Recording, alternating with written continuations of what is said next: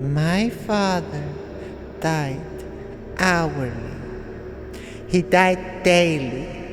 He died every second of every minute of every hour of every day. His poverty and meagerness unconditional.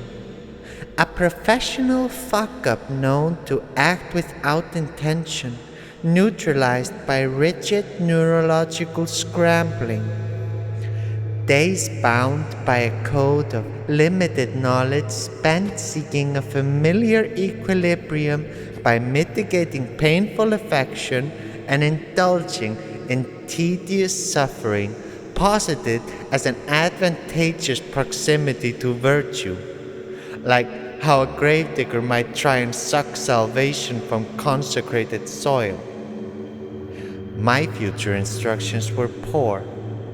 I had a certain compromise in mind. I would swarm in unconditional submission to a habit I felt I did not love. This unhappy out had resonance with an earnest life, a modest pursuit of pleasant enough activity as an alternative to such dark prospects. Of the numerous years spent as a happy bear gathering burdens without wheelbarrows, one small distinguished instance, indiscriminately made by mysterious terms, colored the doubtless distinction. You can only retrace your steps for so long until you're following in someone else's. And even now, I cannot tell if I'm carefully sticking to the plan like a glue trap, and if I tear my own skin off, if I gnaw my own limbs off to be free. Is this pose pleasing to behold?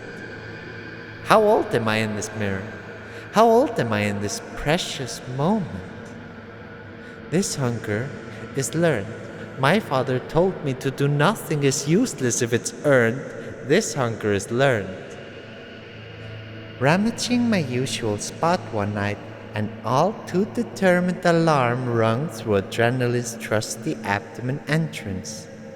Fear, you have come to give credit to paranoia. A moment of absolute clarity wedged in the banality of my routine. I found myself picking at a loose thread, the setup to a joke whose laughter seizes and contorts you to absolute submission. Slowly and thoroughly I combed and massaged my mind for this undefined, unacknowledged sense of deep-seated dread. There, on the spot, just through observation, I unhinged or popped open a small pocket inside my own head that flooded my brain with a sedating chemical compound that paralyzed my thoughts with complete apathy and disdain for everything I held dear. This pocket was always there, lying in wait for the right trigger, the right neural connection to be made to send my whole thought pattern and sense of self cascading into nothingness. I had been the fool that power and politics must maintain, living parasocially through another's spunk. Soul-fracking, I thought, while really the voyeur is a ghost, siphoning psychic energy towards the observed. And so, by observing, Baby Bear has become useless. Lurking is less than living. Lurking is lending your vitality to the observed, invigorating it from afar. But let no one doubt Baby's assertion. One man's lobotomy is another's trepanned hookup to the divine. My head brought forward, called by the wheezing shriek of a drill sprouting from inside my own head. Sweaty dust, my palms are crusty, withered, shriveled husks padding in the dark. Let's unpack my unraveling ball of synapses. The synapses is this is synthesis, pure and simple synthesis of self through another's irises. watching from the high-res mirrored walls against the blood-red sky of corporate camouflage. This building's always been here. This building has always been here. It's natural, normal. I found myself carefully crawling straight across the greasy ditch flanked by the hemispheres of my mind towards a small beam of light piercing through a peephole, peering into an ethical vacuum. I began scouring for a device with which to violently alter my cranial chemistry, something to pry open the peephole further. A man with a hole in his head is a target for any and everything to fill. And he holds a goal, as they say. I had been trapped in this constant state of purity with no way of comprehending the infinity soon to be unleashed. I tweaked the twig into a tool and cracked open the slit further. Flowing through the gaping gash on my head, a completely botched beam forming a quivering mount of dirt before me. Through the dirt I saw the eyes of my old man staring back at me, as the mount grew to cram every inch and surface of my interior, like a fevered foreign fetish about to break into the mainstream, a frustrated little fantasy metastasized in anonymity, about to hit it big and blow your mind, the throbbing nerve of plotting pervs gratified by playing God. Oh God, how they break my heart. But no more. The experience was only a beautiful transition, a smooth shift from sickness to health, from vicious veiled aggression to a peaceful nurturing, as contempt gave way to contentment. As what was once a mere acknowledgement of my origin, fathering, had turned into a verb describing an active process. And here we've stood ever since, the odd conscious period peering and nodding at this new method of living, my father and I, bored and numb in the comfort of a motionless and merry life, where nothing ever escapes the overlap between us.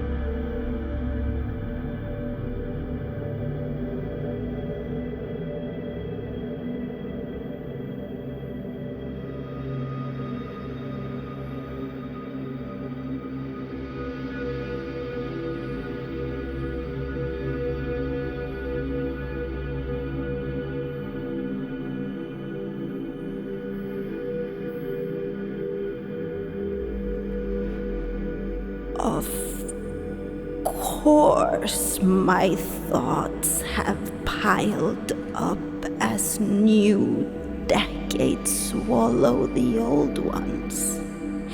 Time, my TUC has long expired. Time of useful consciousness, lest an old hag like myself starts burbling away about the good old day. Except my thoughts are not blather and my head is not underwater, metaphorically speaking. The problem with simple life is that the repetition is endless.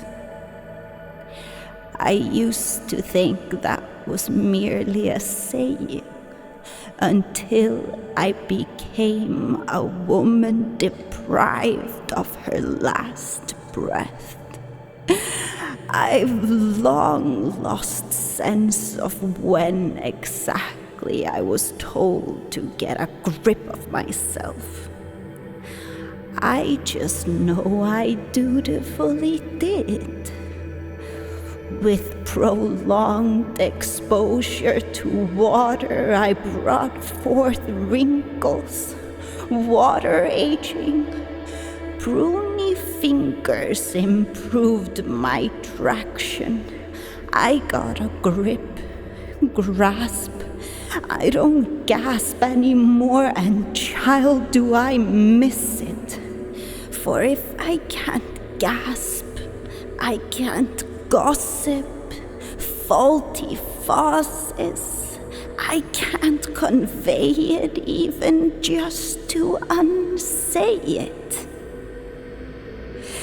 These are just my thoughts.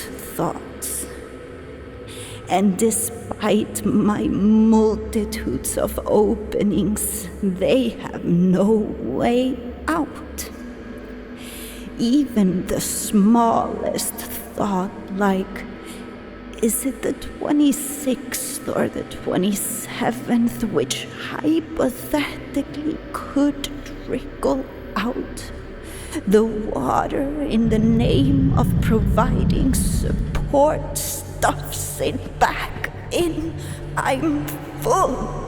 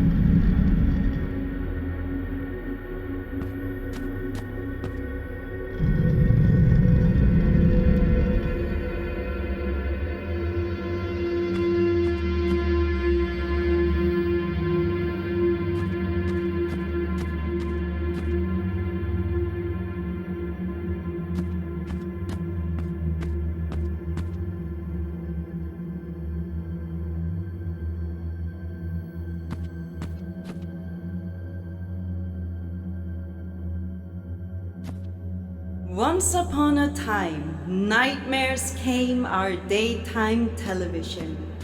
For currency was motherly, her lips him only sent to sleep. Hast thou not ear friends to play with? Far be it from me to enter discourse, mother. In absentia phantasiam est. Fantasy is the sword I'll live and die by. Perhaps let me in on what thou readest. Someday, if Jove behove, I'll read to you, but not yet. Promise me thou intrudest wouldn't upon my lectures. The very windows of mine interiority, an interior of incestuous devotion to Venus herself. This garden secret must I keep from overflowing, though I water not.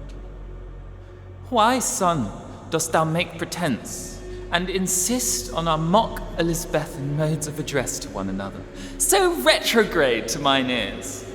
Come, speak to me in thy mother's tongue, or wouldn't thee wish for thy mother's thirst to be quenched thusly? O Gaul, language is a prison, syncopated shackles of a pending manhood beast I'm sentenced to. Once unbound, I'll speak bluntly, brutally, and most unshapely. This, surely 'tis most ironic. After all, the incremental decline of my vocal register, who operates these fun buttons? 'Tis a sick, lumpen person, that is who it is. Why can up not down be, mother? Is under never over? High not lowly if positioned to the sun furthersome? To speak freely would I dream. But in freedom lingers indifference. Not all tongues for nursery rhymes are tied. Let me out of this syllabic dragon. Let me sing for thee, child. This would be most futurious for the monstrous happiness living neath the lake of my heart's surface. My judgment of your performance shall be the soundness of mine own sleep. While I'm conscious yet, let her then kiss me still. If you are the child of Aphrodite, who does that make me, child? The sight of you fell Pappy off the pine tree. Poor old Pappy, even for a burnt-out, semi-professional cyclist with a penchant for Class A substances, this was steep. So I can only thank you for that, child. It is cyclical and mythical. I'll have you know that I am beautiful, like Brigitte Bardot, without the racist trope. A tale of Marxist fairies, solidarity to Auntie Mary. One day I'll sing like you, if not higher than you can do. They will say such mean things about us, I shan't let them until the father's ship he heeds call. He's not coming back, and I bid adieu. Goodbye, another princess in the chair. Oh, mother, if I can't be you, I must love you, or be loved too. If you beat them, cannot, join them. Why not? And the daytime television will come true.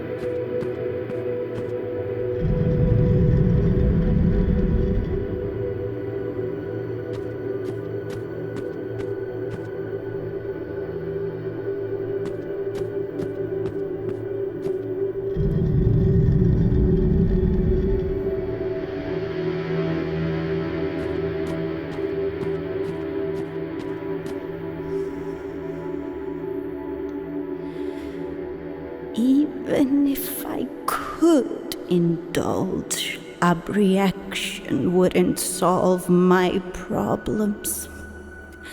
I would have to reenact my entire life, and no one has time for that. TUC. Point is, it's true what's been said. It's all the little things, the details. Not to get pedantic, but it's just as much about how some woman's partner took hold of the back of her neck with his fingers almost reaching either side of her Adam's apple while standing in the fiber alley of a supermarket on a crispy Sunday morning as the actual source that triggered the reaction. The big event, one might recall. Doesn't matter that she smiled and embraced her partner. That just means they're both doomed, groomed. The delicate nature of my senile thoughts have driven more than myself into a lasting state of suspicion, mistrust, and at times hallucinations.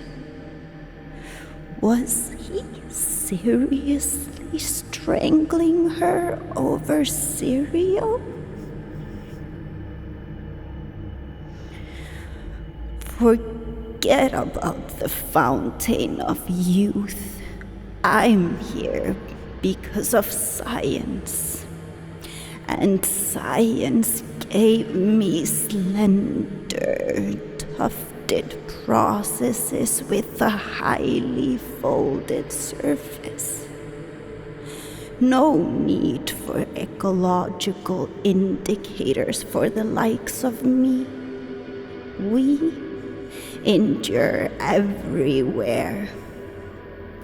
So I am not alone.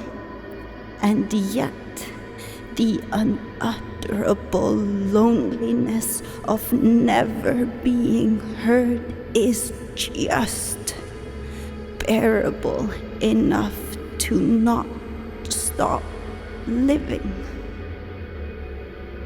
There have certainly been times where the rate of my thoughts have dwindled down to an extent that I doubted my own existence. Of course, only to be awakened and drawn back to certainty by those exact questions. What is this of a life unheard, unseen, when you see someone who looks like the saddest man in the world? That's him. How can a man who sees and feels be other than sad? He retorts years later. Well, you should have thought of these things before. I did. Thinking is not enough.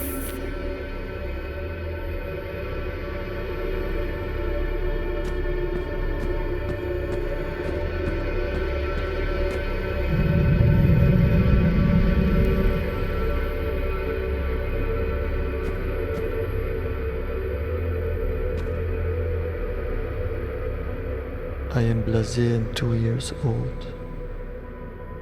My cat keeps waking me up. "What's a potato?" she says.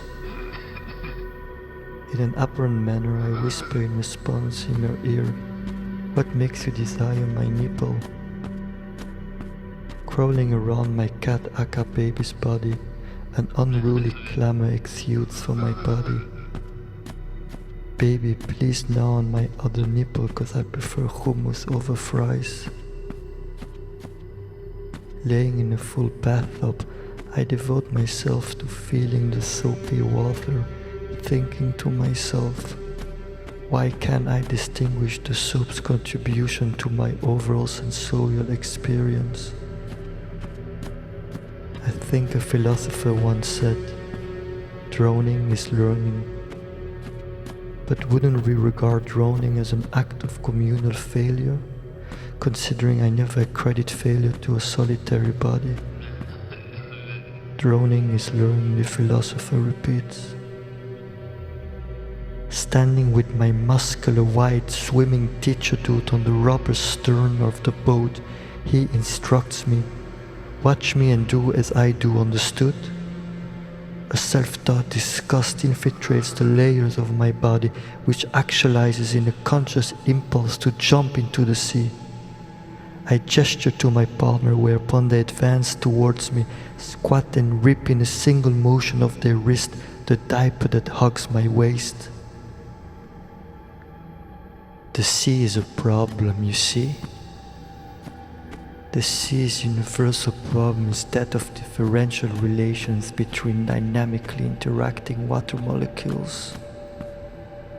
Nude, I encounter myself in my head amid a few sets of the problem's singular points, that is to say, the nadir and apex of varied potential wave functions. The philosopher reiterates, while I purposely apprehend the fact that I've never swam before. I push forward and jump for an act of erratic learning. "Welcome my day," she says. "I'm happy you came to me on the summer of days. Days always taste so good."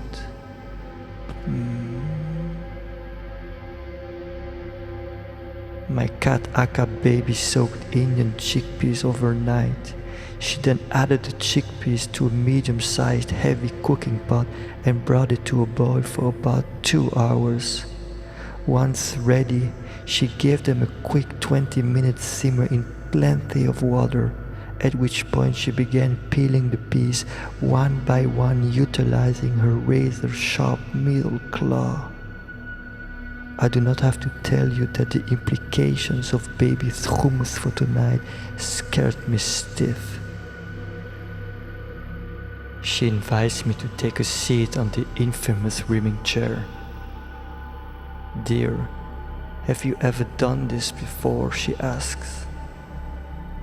Staring deep into my eyes, she kneels down and aims her pink oval mouth at my bare furless shithole. "Give it to me." I watch her stroke her cock when instantaneously my doctor makes a virtual appearance. Don't bear down hard to try and make a bowel movement. All that pressure goes to your anus and you risk bursting anal veins and the tissue around it.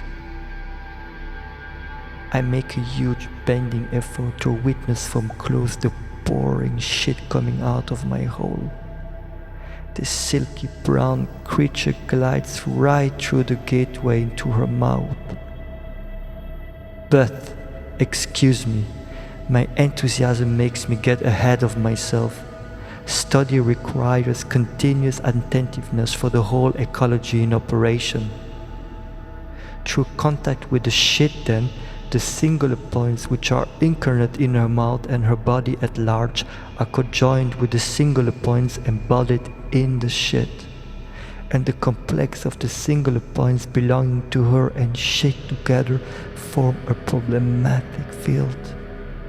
It is this conjugation of singular points that delimits for us a beginning of consciousness at which our real acts are adapted to our perception of the real relations of the shit, thereby presenting a solution to the problem of eating shit. You see, the conscious idea of eating shit is just a byproduct of apersonal and pre-individual singularities. I want to drown in a sea of your shit, baby.